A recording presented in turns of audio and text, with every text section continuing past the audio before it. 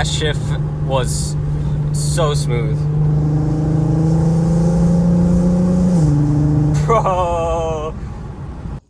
Hey, what's going on everybody? Welcome back to another video. So today we are working on the Mk5 R32.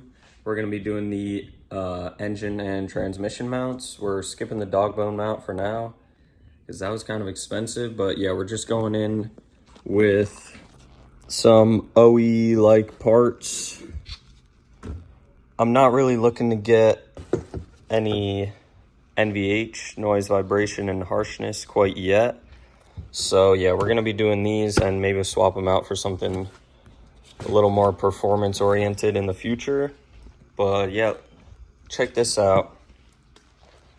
So here's the engine side mount. You can see that this gap right here, right? You can't put your fingers in between the rubber and the metal right there. But on this one, you can literally just slide your fingers in there. Like, these things are cooked. You can see how crooked that is, but yeah, so we're gonna start with the engine side because that one's much easier, and then transmission is under there hiding. So let's get right into it. And then also be recording like some startup and revs before and after so we can tell the difference between how much the engine was moving with the old ones and then with the new ones. All right, we got the car on jack stands. That way I can fit the jack under the engine to be able to support it eventually. We're gonna start by taking off this bolt for the washer fluid. I don't know if this has got what we're gonna have to do with the reservoir here, but we'll unplug that. I'll probably pull this up out of here. Looks like the reservoir is connected by 2 screws in the back. Some kind of Torx.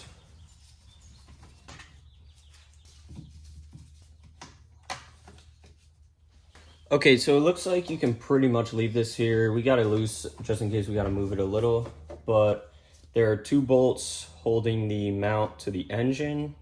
There's a bolt in the front holding the mount to the body and one in the back mount to the body. And then right on the top, there's a little bracket with a bolt holding it to the side of the body. Okay, this side bolt is actually quite rusty, so I'm gonna hit it with some PV Blaster.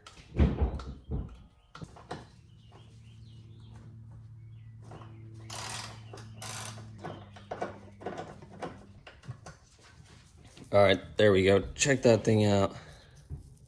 It's just rusted and grimy. I really hope that we got a new one of these. All right, now we're gonna attempt to break loose the bolts holding it to the engine. There's one. There's 2. All right, there's 1. There's 2.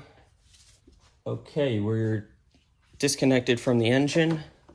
Okay, the one in the front is a 16 mil.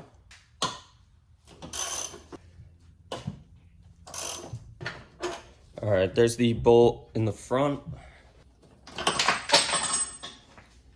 All right, that bolt totally just fell down there. Bang, there we go. Check out the gaps in the rubber there.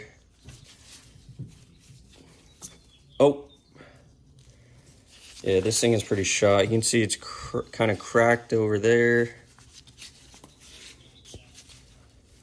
But yeah, that is quite loose and sagging. As you can see, compared to the new one,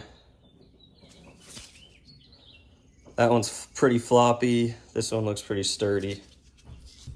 Here's the back. All right, we're gonna just try and slide this back in there. Wow. Check out, I don't know if you'll be able to see well, the gap right there, that's where the engine was when it was connected to the old one. So this thing's got to get jacked up a lot to meet it.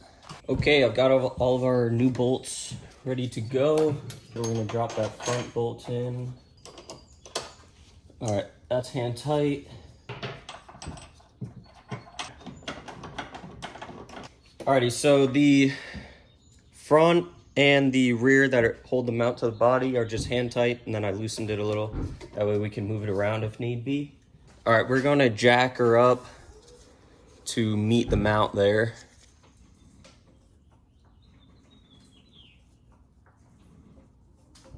Drop these in.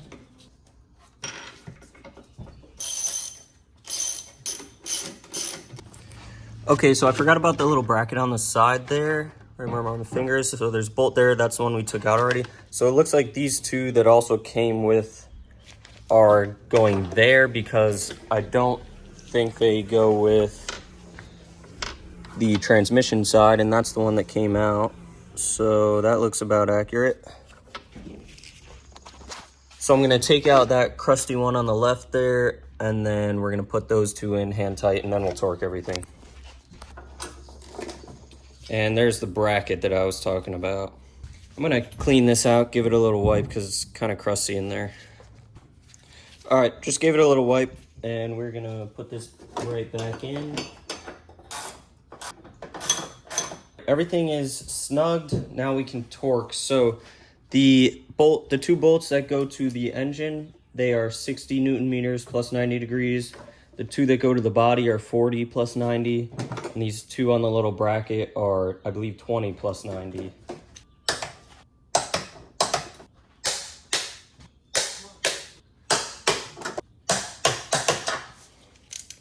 All right, everything's torqued now for a 90-degree turn on everything.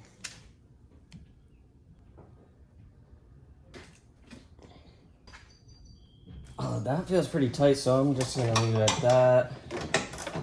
And this one, that's pretty tight as well. Engine side is done. Everything's torqued 90 degrees.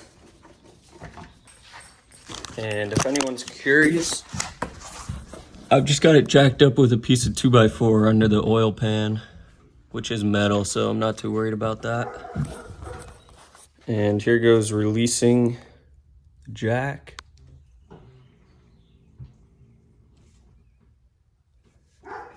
She's all the way out. That looks pretty good. No more gap up there for your fingers. All right, onto the transmission side.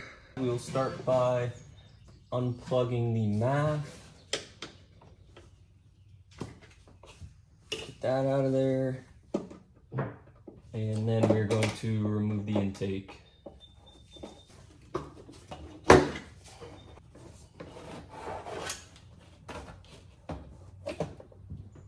Looks like we're gonna have to take off this whole bracket. Looks like it's 1, 2, 3 bolts. And then there's a plastic clip with a wire in this hole. Now that is out. So now what we've got is, you can see the mount, here's part of it, those 3 bolts. But there's 2 under there and 2 under here, so we gotta move this thing out of the way somehow. On the Jetta, I was able to just kind of pull it up and move it out of the way. There's a clip there. Oh. And a clip back there. You can kind of see those bolts under there now. So, oh, there we go. Now we should be able to just move it side to side to get to the bolts. There's our first bolt. Good thing we got new ones because that looks a little crusty. There's number 2 and number 3. Okay, now to the body bolts. I'm assuming these are 16s. They are. Okay, there's 1 of the 4, 2, there's 3, and last one, number 4. Gonna MacGyver this guy out of here, hopefully without breaking anything. Nope. There we go. Oh. Let's take a look at this guy. Jeez, look in the rear there.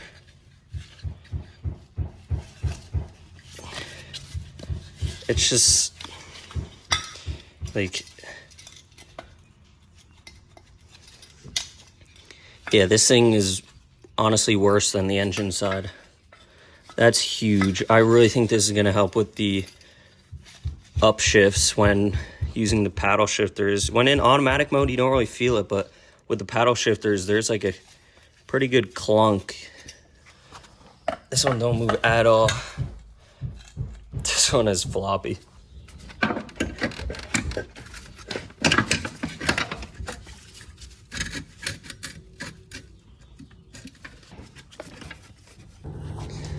Okay, so the new bolts that go right there, the 3 of them, are different size than what came out. The new ones are too long, and they were hitting the top of the transmission here. This one's okay, but I think we're just gonna swap it to the old one anyways. So we're putting the old ones back in here, even though you probably should get new ones, but whatever. Okay, so the 3 bolts that go into the transmission on the left there are 60 Newton meters plus 90 degrees again.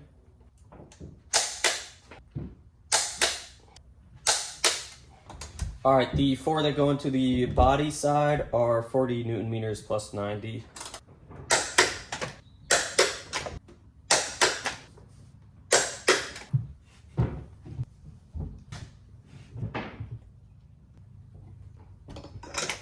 We got 90 degrees on everything. It's all torqued.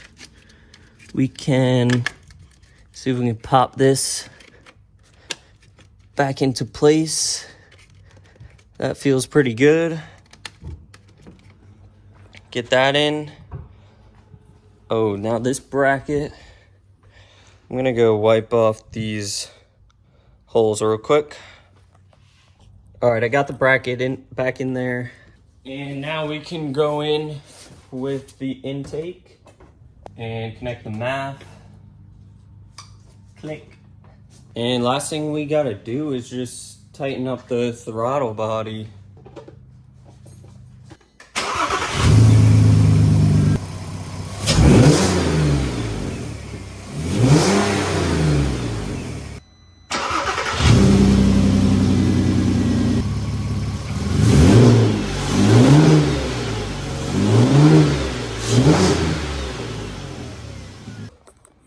I'm gonna go give her a test drive, see if the shifting feels any better.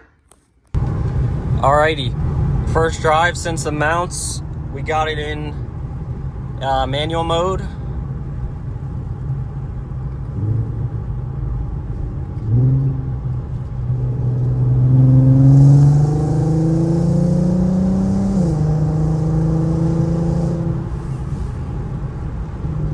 That shift was so smooth. Bro, you feel absolutely nothing in between the shifts. Before you would the whole car would shake a little bit. You could feel it in the steering wheel. You could feel it in your butt.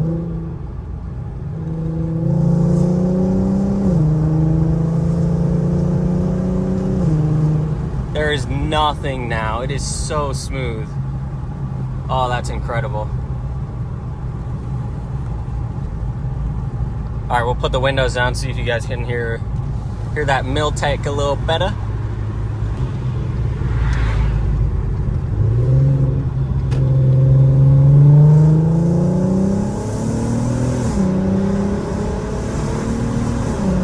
Oh yeah.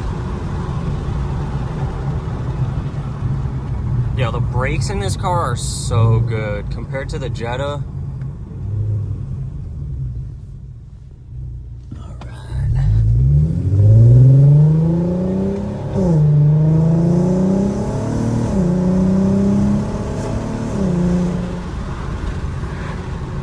Alright, when you are practically full power, there is still a little joltiness, but it's nowhere near as bad. And compared to half power around 4.5 kRPM shift, there's nothing. It's so smooth.